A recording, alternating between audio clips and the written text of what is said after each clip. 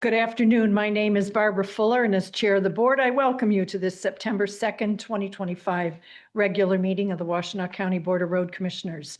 Shelby Brockowick, our office coordinator, will describe how our meetings operate, how to access the agenda packet, and how people may participate remotely. Shelby. There are multiple ways to make public comment during today's board meeting, whether you are joining us in person or virtually. If you are here in person and would like to make public comment, please fill out the sign-in sheet now. If you are joining us virtually, we will ask you to raise your hand at the appropriate time in the agenda. Thank you, Shelby. I now call this September 2nd, 2025 regular meeting to order and ask Shelby to call the roll. Chair Barb Fuller. Present. Vice Chair Rod Green.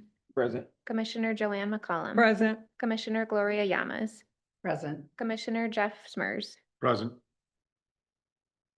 The following directors are in attendance. Managing Director Matt McDonnell, Director of Engineering and County Highway Engineer Brent Schlack, Director of Operations Adam Lape, Director of Finance Dan Ackerman. Please join us in reciting the Pledge of Allegiance to the flag. I pledge allegiance to the flag of the United States of America and to the republic for which it stands, one nation, under God, indivisible, with liberty and justice for all. May I have a motion to approve the agenda as presented? So moved. Support. Any additions, deletions, or corrections? Seeing none, Shelby, if you'd please call the roll. Commissioner Rod Green, Yes. Commissioner Joanne McCollum. Yes. Commissioner Gloria Llamas. Yes. Commissioner Jeff Smers. Yes. Commissioner Barb Fuller. Yes, the agenda is approved as presented. We have two sets of minutes today to accept. May I have a motion to accept the board meeting minutes of August 19th, 2025, appearing on pages 3 through 13 of the packet? So move. Support. Additions, deletions, or corrections? Seeing none, Shelby, if you would, please. Commissioner Rod Green, Yes. Commissioner Joanne McCollum. Yes. Commissioner Gloria Llamas. Yes. Commissioner Jeff Smers. Yes. Commissioner Barb Fuller. Yes, we have accepted the board meeting minutes of August 19th as presented.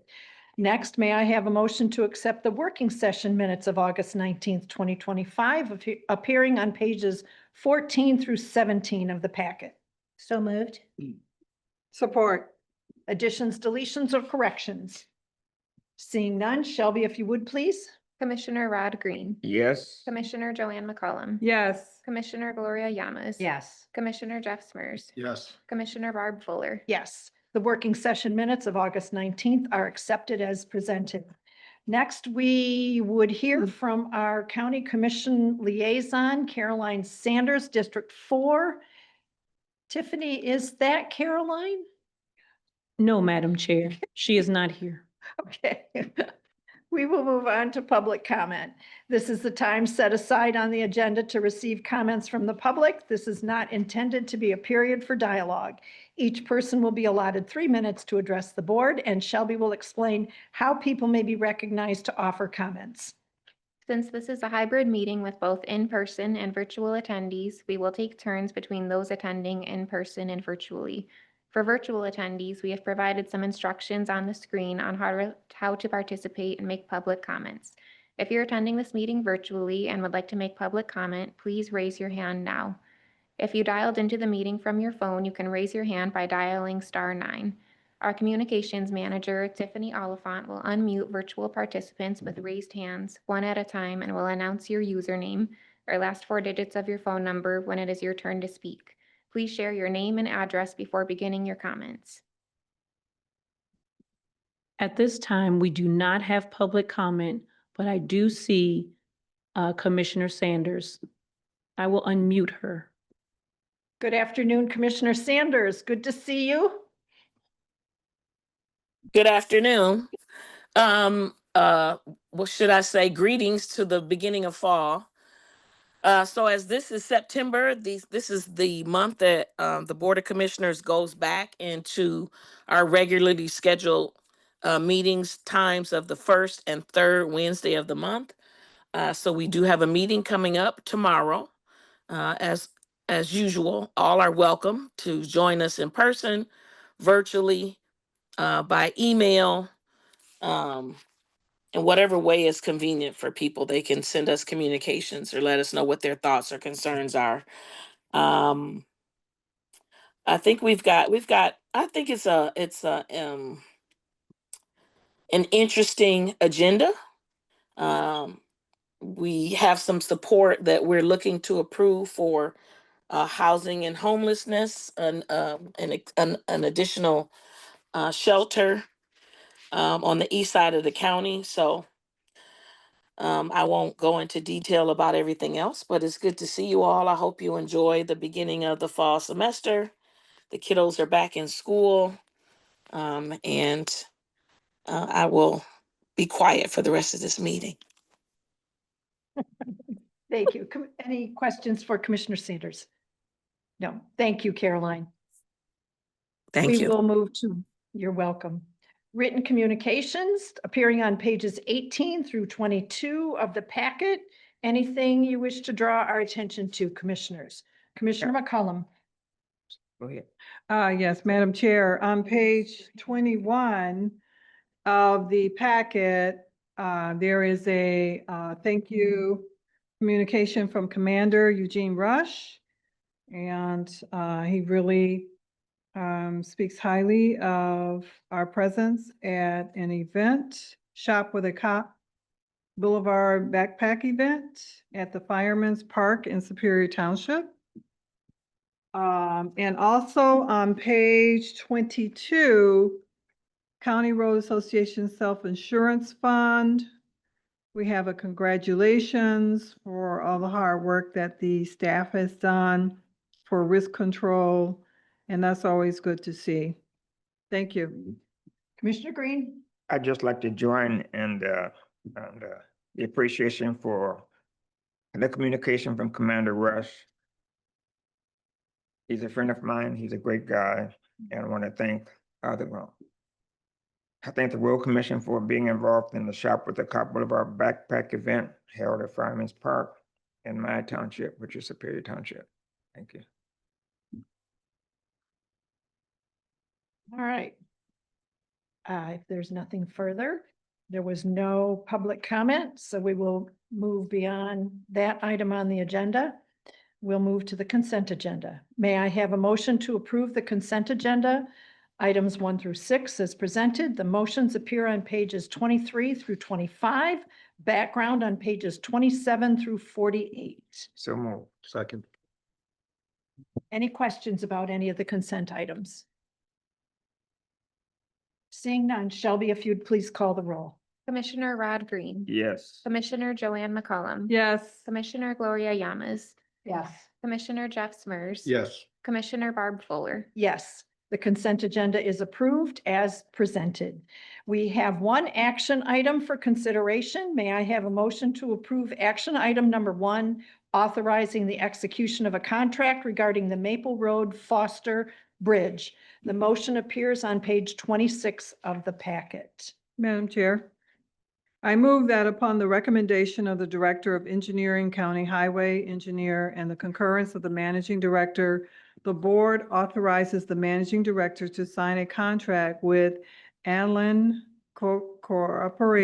Corporation for the removal of the existing cable post tensioning system on the Maple Road Foster Bridge located in Ann Arbor Township for a contract price of $65,000. Second. Thank you.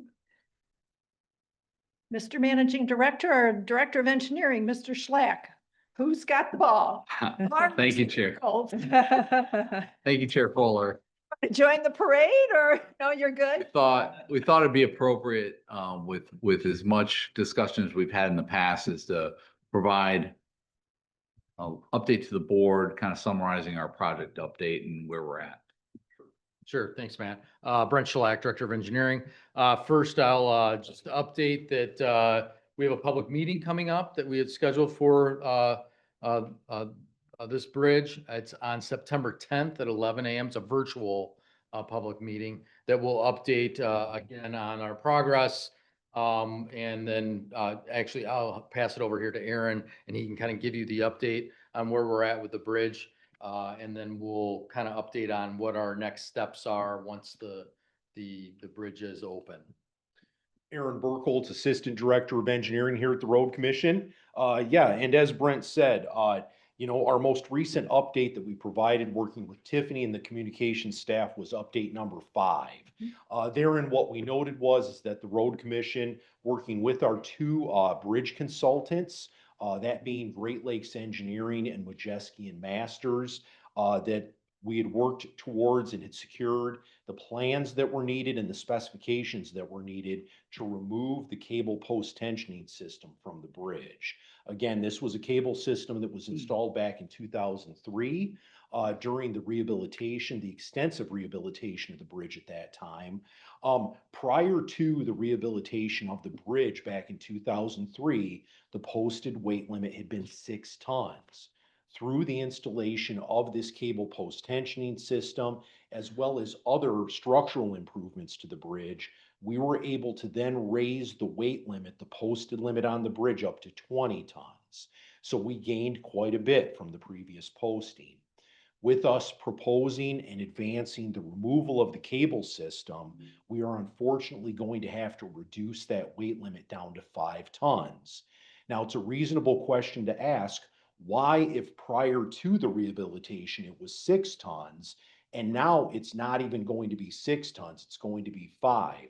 There's a couple reasons. This bridge is now another 22 years old. So again, you have a piece of transportation infrastructure that has now, it's been, I hate to say it because I worked on the project, it's been 2 decades now. And so you have to consider the bridge has continued to age. The other reason we're very conservative in that posting is this bridge has in some structural capacity relied upon that cable system for 2 decades. And us working with our engineering consultants, they've been very conservative in running their load calculations because now the bridge will not have that cable system to rely on anymore. So those are some of the reasons that we're going to a 5-ton weight limit.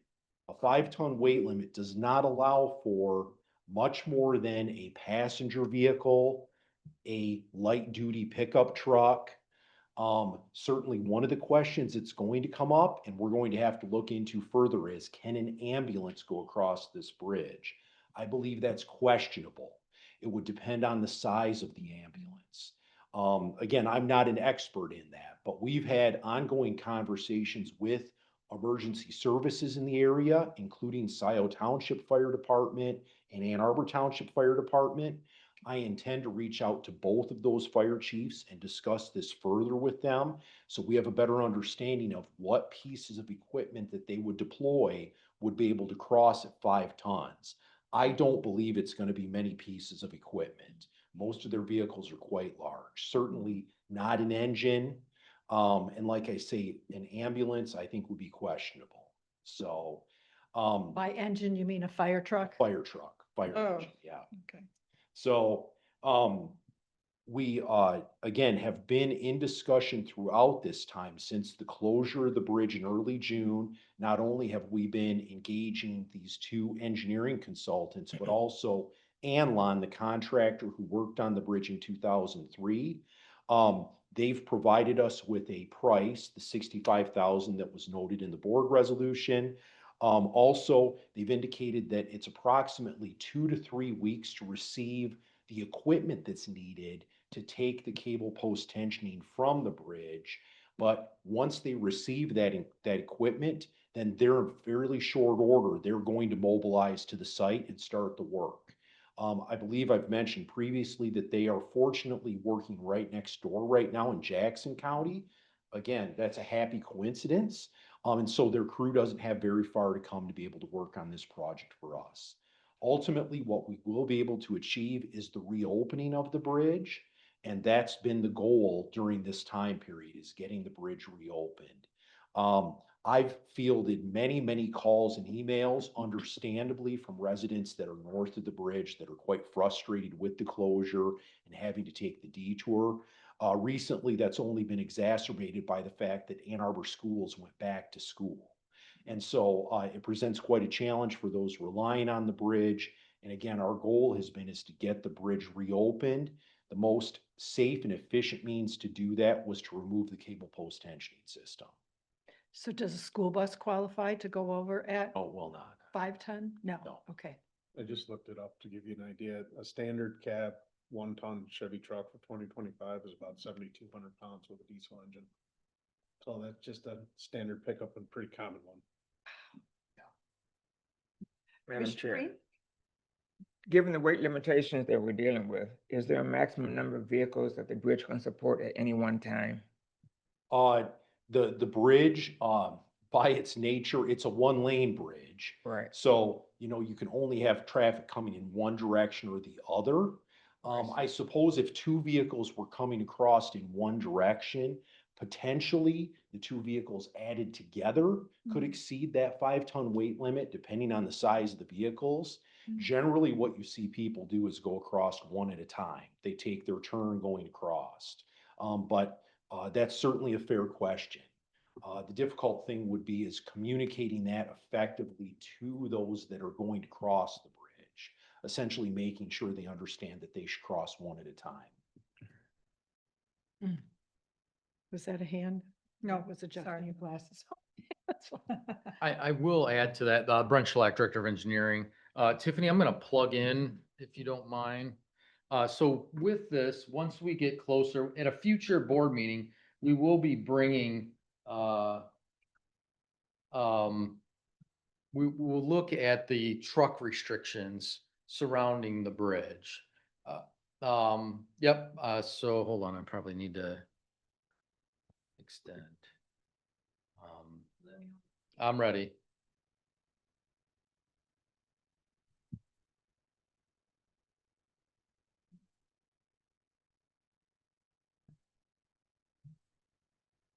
Duplicate or extend. There we go. So here's the bridge now. Hold on, let me get this. There it is. Okay. So here's the bridge now. And so we'll be looking at, right now, Huron River Drive is restricted for trucks. Trucks are prohibited from utilizing Huron River Drive. Once we open the bridge, or prior to opening, we will be bringing back to this board restricting some of those routes leading towards the bridge, which will assist with the 5-ton limit. So right now, we're looking at Maple Road. So this is Stein Road here. I can zoom in, see, or the Craig Road, my bad. That's Craig. So north of Craig, we would restrict basically from the roundabout. So that way trucks could, turn around. We would restrict trucks north of the roundabout, leading up into Huron River Drive. And then the same thing from the north side, we would restrict Maple Road from Stein. And that way to try to help with those truck or that weight restriction, so that we could limit the number of vehicles or the chances of an overweight vehicle going across that bridge. And really, it's supplementing that communication that we have with the operators of those trucks, those CDL holders, trying to make sure they fully understand not only is there a 5-ton weight limit, but there are restrictions on the roads leading to the bridge. So if we have Huron River Drive as no through trucks, we have Maple Road north of Skyline High School as no through trucks, and we have Maple Road on the north side of the river up to Stein Road as no through trucks. Really, the trucks should be well aware of the fact that they could make a local delivery, but they should not be going across the bridge. And so the no through trucks would require board action. So that'll be an agenda item in a future meeting to essentially restrict Maple Road to no through trucks for these segments that are being discussed. Yes. So no through truck drivers understand that they can still, you said, make local deliveries, so they'll understand they can get to these little developments, spurs off of Maple. Correct. Okay. Yes.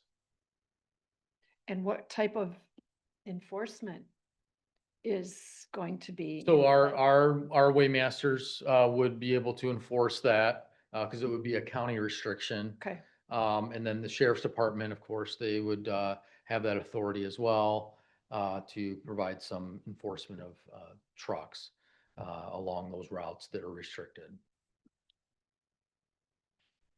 that'll be tricky in terms of assigning and deployment and making sure, yeah.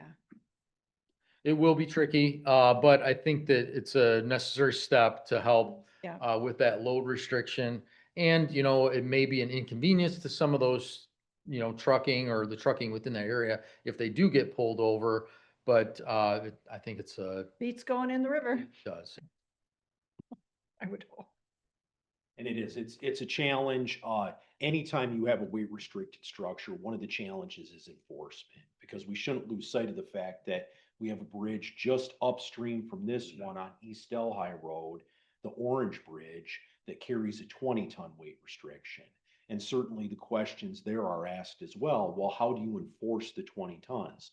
Number one, you have to rely on the fact that the truck drivers are professional drivers. They're CDL holders. They should see that sign. They should comply with that sign. If they choose not to do so, then really for one of our waymasters to be there is almost, I would say, a lucky happenstance. That it just so happens that one of our waymasters is sitting at that bridge when that truck drives across. Certainly, we welcome input as always from the public. If they see a regular occurrence of a truck using any kind of a weight restricted structure, we really want to know that so we can do like some targeted enforcement of that. Tiffany's second set of eyes phrase comes into play there. Appreciate that from folks who are there. Any further questions about this significant project? Thanks. Thank you. Doing a great job, Aaron, fielding these questions and calls. I'm sure Thank you. some of them are whipped up, shall we say, about the I whole will thing. say there's certainly been those that we recall each other from 20 years ago when I worked on the bridge. I'm like, oh, how are you? So Really? it's not always unpleasant. So Good, yeah. good. yeah. Good. All right, if there's nothing further, Shelby, if you'd please call the roll on the resolution. Commissioner Rod Green, Yes. Commissioner Joanne McCollum. Yes. Commissioner Gloria Yamas. Yes. Commissioner Jeff Smurs. Yes. Commissioner Barb Fuller. Yes. Action item number 1 is approved as presented. Next, we have reports of the commissioners, starting with Commissioner Green. Thank you, Madam Chair. On August 28th of 2025, I attended the Tetra Truck exhibit, which was hosted by the Washington County Road Commission at the Saline Fairgrounds. It was a great event. I was glad to be part of it. You did a nice job with all the children. I guess. Thank you. Did That great. concludes my report. All right, Commissioner McCollum. Yes, Madam Chair. I watched the virtual public meeting on Island Lake. I think that's supposed to be Drive and Dexter Main Street corridor improvements.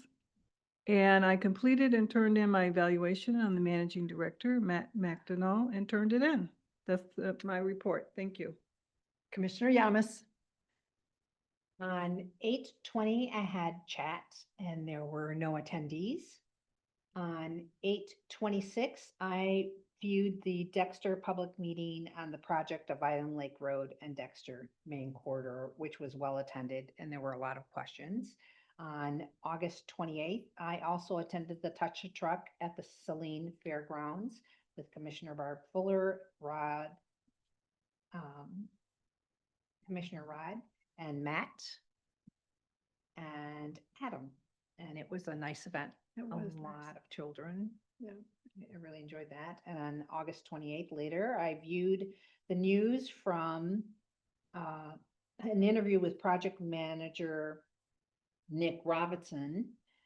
And thank you, Matt, for sending all that. We're able to view it on the update from WEMU and Channel 7 WXYZ on the innovative research and partnership between Washtenaw County Road Commission, the Michigan Technology University, and the Environmental Great Lakes Energy to use scrap tires on the Ellsworth Road paving project between Platt and Carpenter Road in Pittsfield Township to extend the surface life of our county roads and be more environmentally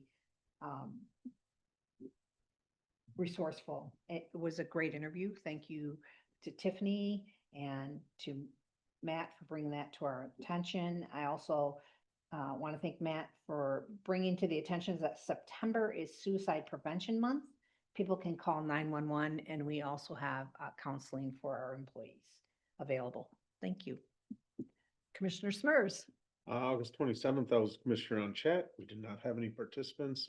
And I also watched the last working session on Zoom. I was unable to attend. Getting caught up. Thank you. That concludes my report. On August 26th, I attended the virtual info session regarding the same Island Lake and Dexter Main Street corridor improvement in Scioto and Webster Townships. On August 28th, we had a nice turnout at the Touch a Truck event at the Saline Fairgrounds.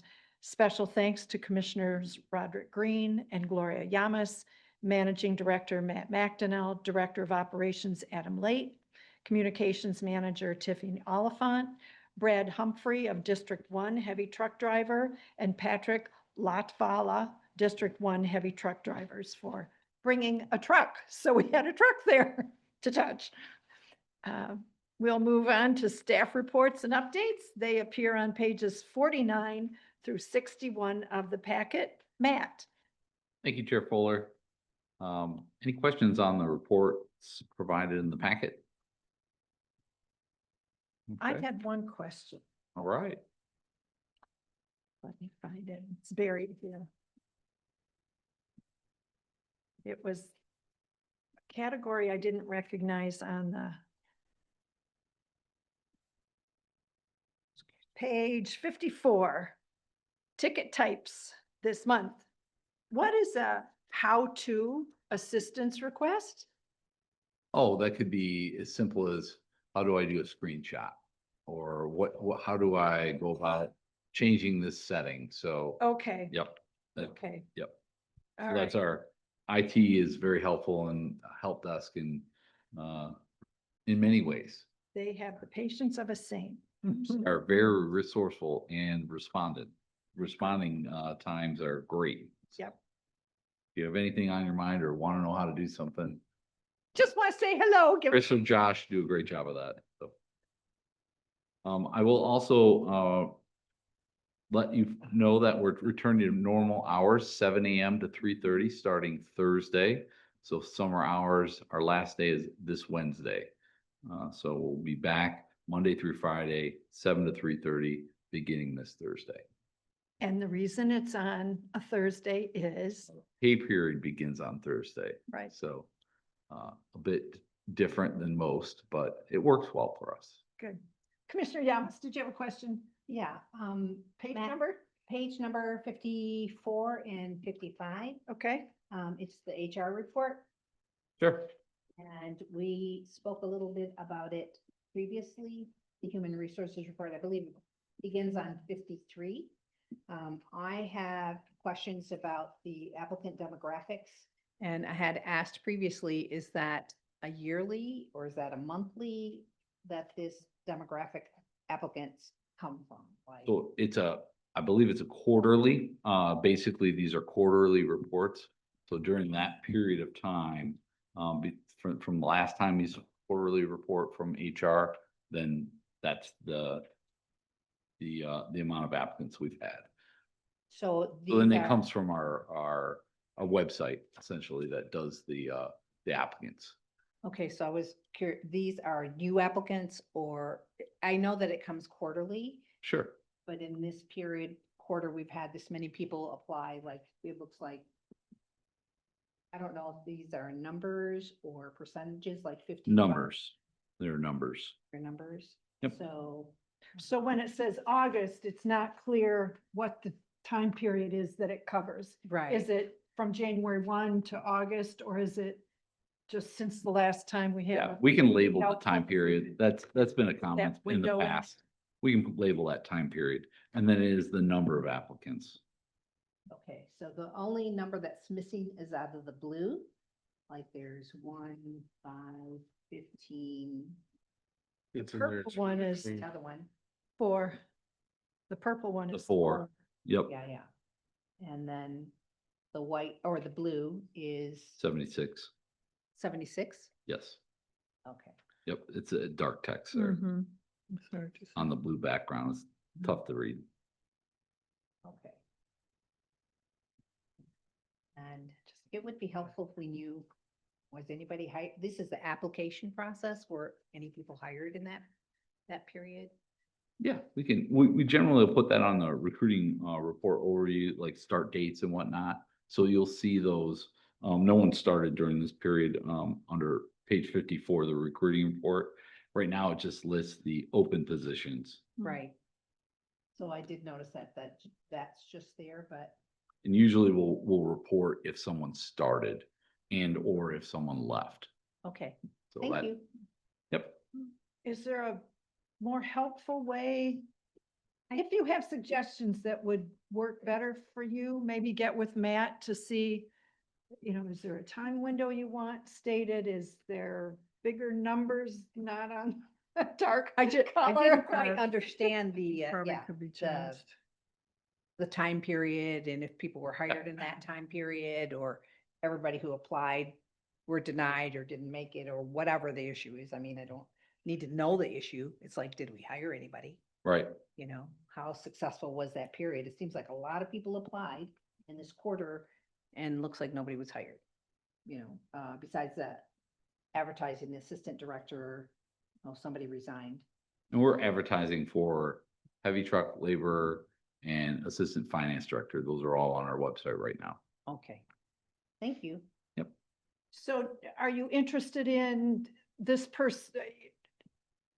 If there were 76 applicants and one person got hired, were they not qualified? Were they, why didn't they make it through the process? Is that yeah. what you're looking for? Yeah, I'm looking for what's our, Generically, right? yeah, generically, what's the holdup, not qualified, Yeah, generally speaking, there's a lot of folks that apply and then they get sorted through by our HR generalist.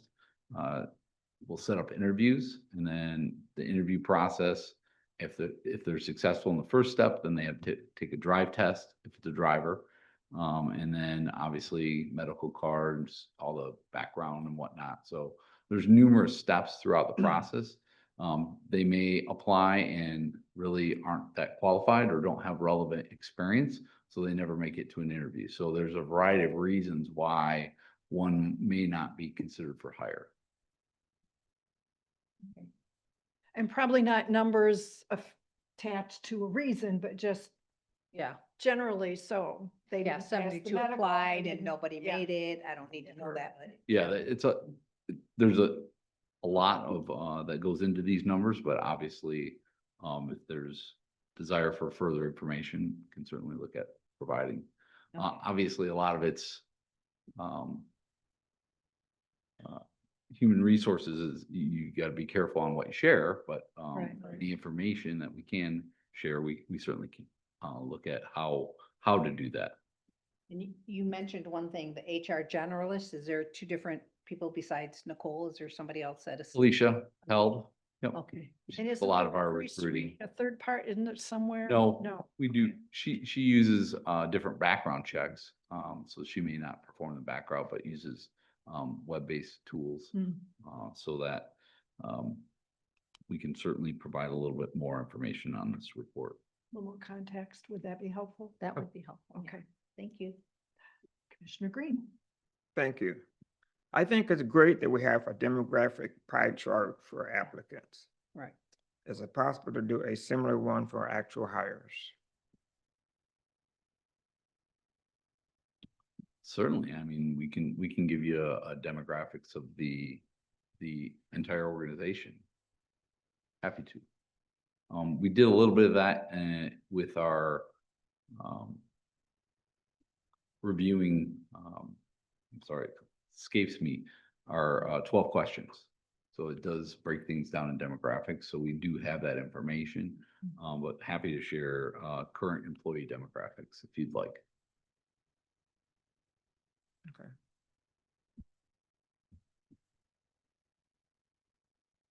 My guess is they track pretty closely with what we're seeing in the existing pie charts, but we'll see.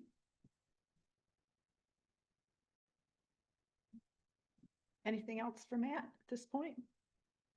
Okay, ball to you, Mr. Managing Director. Okay, we'll begin with our engineering report and bring back up Brent Schlack. Hello again, Brent Schlack, Director of Engineering. So first I'll let Tiffany kind of get rolling here. So first I'll just bring up again, the public meeting for the Maple Foster Bridge informational meeting. That's virtual, September 10th at 11 a.m. So just to highlight that again.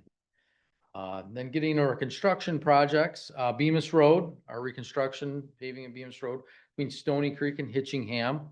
The road remains closed, contractors working, continuing with installing aggregate base. So they're moving along with that project. Our 2025 preventative maintenance projects, Ellsworth Road, which got brought up earlier, the rubberized asphalt, the crumb rubber that we had used. That paving is complete. We did have to make some adjustments to where the rubber was placed based on some issues with the plant and, typical construction project really for us. So we made some adjustments and that paving is complete. We are still waiting. The long line pavement marking is been installed, but some of the like stop bars and arrows, those remain. So that project's still kind of working out some those fine details to officially complete that project. Parker Road, that roadway is now open. So they did some paving late last week to get that roadway open. Thank you to Felix Weber and for working with our contractor to get that roadway open. There is still some work that will be completed. We'll be doing some shoulders and approach work along that, but they'll be doing that under traffic control, under flag control. Curtis Road, that roadway is, that milling will be starting this week and hopefully paving later in the week, weather dependent. I'm going to get you I want to get you the limits of that project. Plymouth to Joy. Plymouth to Joy, yes. Thank you, Matt. Yep. Waters Road between Ann Arbor Saline and Oak Valley. That milling and paving is again going to happen later this week. That does have some impacts to those businesses, but we've been in communication with those to let them know of this project. And so later this week, again, weather dependent. But that one's gonna be a full closure. That will be a full closure with a detour. Yep. Tiffany's going to pull a detour up. It's actually a pretty minor detour to get around that closure. And they're right now scheduled to have that milled and paved all in one day. Nixon Road between Plymouth and Warren. That project is going to be starting here early this week to do the pavement repairs on the east leg of Warren Road. And then the contractor will return next week to do the pulverization of that segment. So that's actually from M14 to Pontiac Trail. I was thinking of, I don't know why I had Curtis in my mind. So from M14 to Pontiac Trail, on the east leg of that Warren is where they're going to be doing some pavement repairs in this week, which will close that segment of Warren Road. But there's minor traffic on that segment of Warren. Commissioner McCullum has a question. Yeah. Brent, the detour, that's all in blue, right? That's the detour? Correct. And so how long will this road be closed? That looks like a huge detour to me. Yeah, this project, they're going to go out and pulverize, shape it, and then pave it. So it'll be closed for a couple weeks. 2 to 3 weeks max that road be closed. So it's a pretty straightforward detour. I don't know the exact length of it, but it's pretty straightforward as far as utilizing Pontiac Trail to get to Green Road. Okay. And that's in coordination with the city of Ann Arbor, because they'll go into the city of Ann Arbor for that I see. detour. All right. Thank you. The Gettys Road Path, again, the contractor's still working on some of the punch list items and they have some project cleanup. So it's not officially open, but I know folks are using that pathway now. So they're getting close to wrapping that project up. Our 2025 countywide crack seal program, they are making steady progress. That's countywide. They had made it through Ypsilanti Township, and then they'll continue on through the rest of the county. Oh, Commissioner McCollum. Yeah. So when we do the detours, is there somehow connected to the GPS, like when you? It's not, unfortunately, we don't have any relationship with those mapping tools. But we base it on the level of, so what type of roadway it is. And we mainly base it on the truck traffic. So we want to make sure that we're detouring them to the same class of road as what we're closing. Can I interject there? You're asking if like Waze would know that? Like Yeah, the like Waze? if you are going somewhere, maybe you never went on this road before, and you put your address in and you're going there, and all of a sudden there's a detour. Exactly. Yes, Waze gets all of our emails and road advisories. They're all signed up for just as like a resident would be signed up. We have Waze signed up for all of our advisories. Now, what they put on their mapping system, we don't put that on our mapping system, but they have the information. Okay. Yeah, thanks. the way the navigation applications now work, it's a lot of self-reporting.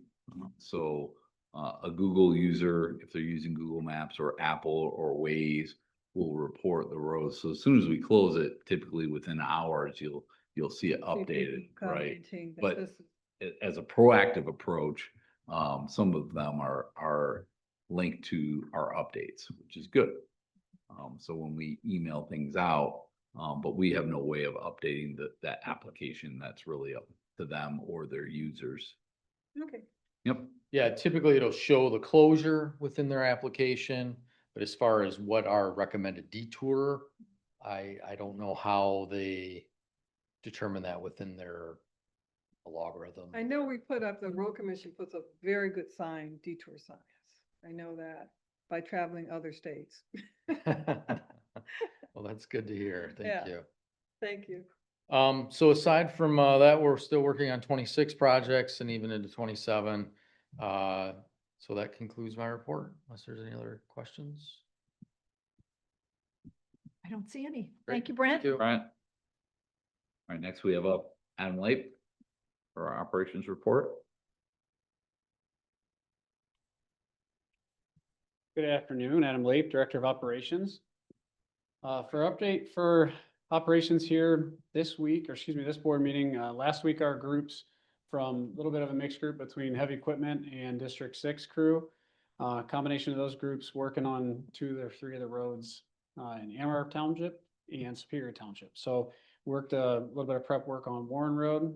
So that's the Earhart to Dixboro segment through the township agreement for the season. We'll also work Pontiac Trail to Nixon as well. Prep work as well. Probably this week we'll do a little bit of that. I think they started some of that this morning. And then Cherry Hill Road. So we refer to as end of pavement. So that's, you come off of, and you go south off of Plymouth Road, you get about a mile's worth of paved Cherry Hill Road, and then the pavement terminates.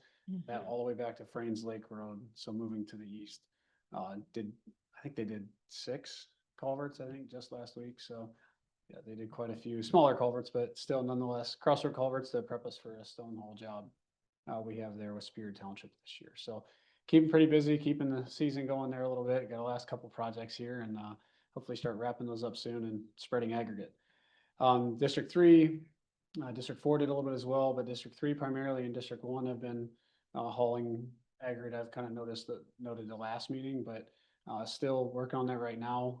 Spreading stone today, limestone that is in District 1 down on Liberty Road, just here off of Zeb Road. I'm moving back to the west here towards, so from Staggs Leap out towards Parker. So moving west, that's part of a South Township agreement. Trying to get that wrapped up, and they have a few smaller roads in South Township that they'll do. Lakeview, which is north off of Liberty Road. It's a very short little dead end street. Just east of Wagner, that we'll do also probably this week, more than likely. Let's see, so we've done that. Also in prep for the tailgate program, we've kind of thank you to everybody who's been helping us. We've had a few moves, kind of moving the whole parking lot so we can sweep it, clean it, prepare it for the tailgate this week. So thanks to everybody for helping with that. We have one more move prior to the weekend so we can get all the equipment out there and have that on display. And really just to wrap up my update is, we spent a little bit of time at the working session previous talking about equipment. So if you guys do attend, have questions, either shoot them off to me on email or come see me at the event. We'll have a good majority, with the exception of the new mower, on display out there that we can talk through. Not yet, close. Yeah, close, but not yet. So disappointed. We're thinking October. We're hoping maybe even get lucky in September, but probably October. We'll see one of the first ones of those. So thank you for the support for that. But yeah, if you have questions this weekend, please come see us. And appreciate everybody's patience with moving stuff around through the organization. We've been moving 100 vehicles back and forth for the past couple of days between combination of installing AVL and some of the leftover units, and then also just moving it so we can clean up the parking lot a little bit. So kind of busy getting ready for our own fun. So we don't mind doing that every once in a while. Questions for Adam? I don't see any. Thank you. Thanks, Adam. All right, thank you, Adam. Dan with the finance update. Good afternoon, Board. Dan Ackerman, Director of Finance. Talk Michigan Transportation Funds. Yep. You want to look at your Page. last page of the packet. Give everybody a moment. All right, so we received our July 2025 receipts, and they were up about 7% from July of 2024, and that was actually the biggest increase we've seen when we compare 2025 month to month to 2024. So again, that's great. Year to date, we're up about 5%, so definitely sitting in a good spot. As I was coming to this meeting, there was a notification from Denise Donahue, who is the CEO of the County Road Association. They're already looking ahead if there happens to be a government shutdown at the state level, that they would process the October Michigan Transportation Funds early to make sure that we receive that, which sadly they've had to do that before. So we're definitely familiar with that. So wait, stop. So the payments for September that you usually don't get till October, they're, It would be more like August, I believe, because there's a bit of a lag. oh, okay. Right. So this July payment we will get in September. And then August would be October, yes. So there's like a lag, as we said, Okay. from when everything's collected to when we receive it. Okay. But it's the payment we would receive in October. They would process that early. So the shutdown would not impact it, which is great. So again, we appreciate them looking ahead.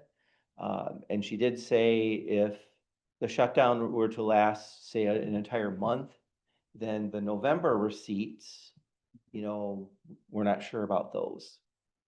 Certainly, us, we're fairly conservative. We have a healthy cash flow, so, that would not impact us in the short term. Obviously, if it goes into 60 days, 90 days, then we start to get a little more concerned. But, I don't recall the longest there's ever been a shutdown. I think a couple of days, I think. I don't know, you guys may remember. I don't remember. I think maybe a couple of days is what I recall was the longest. There was a shutdown. Usually they're pretty quick about it. And, a lot of things at the state level kind of come to a screeching halt when that happens. So they try and be really mindful about it. So any questions on that at all? I don't see any. Okay. Township agreement billings, we've actually sent 2 final billings, which is great. Operations Department continues to knock those out, so we appreciate that. So a lot of my time is continuing with Acumatica with our new financial software. Continue to have lots of meetings. We had some really good meetings last week. Very productive, getting staff thinking, and we want to get the most out of this new modern software. So very encouraged by some of the meetings last week. And also, we've been submitting a ton of information to the consultants. And they're doing, they're populating what's called a sandbox. So this, I may have mentioned that before to you folks, but basically the sandbox will have road commission data in there. And we can allow users access to that so they can kind of play around with it and, you know, as it pertains to their job and, you know, we're hoping light bulbs go off and, you know, that everything will continue to make sense. They also have a lot of great training videos that we're gonna kind of wait until we get closer to that to provide some, you know, training for our staff as well. So that's, you know, again, a heavy lift, but we're continuing to move forward with it. Also, it's that time of year for the CRACIF Workers' Compensation Annual Audit. And there's several documents that they ask of myself and Tracy Balkwell, who handles our payroll. And so we will provide that to them and, you know, certainly have gone through that a few times and we will be ready for it. So, and that's my report. Any questions for Dan? I don't see any. Okay. Thanks, Dan. Thank you, Dan. Who's our report? All right. Some reminders, September 16th is our next board meeting. We start with a working session at 9 a.m., followed at 1 by a regular board meeting. Chat sessions. Tomorrow is Commissioner McCollum. I'm on chat September 10th. Commissioner Green, September 17th. Commissioner Yamas, September 24th. And Commissioner McCollum, October 1.